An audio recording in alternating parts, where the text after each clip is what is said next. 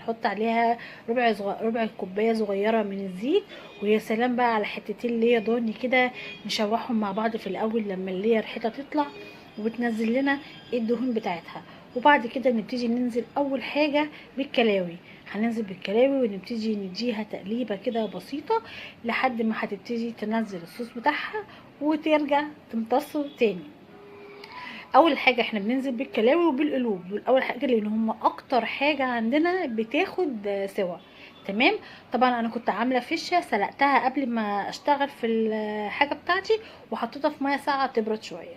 ودي هتكون اخر حاجه هننزل بيها. نزلنا بقى كده بالكبد والقلوب واديناهم تشويحه مع الزيت والليه، حاجه وهميه. وننزل بقى، قطعت لي انا حوالي كده بتاع 4 بصلات كبار جدا، اخدت جزء منهم وسبت جزء للاخر عشان عايزه في الاخر يبقى فيه شويه قرمشه كده من البصل. هنزل بنص الكميه واديها تقليب.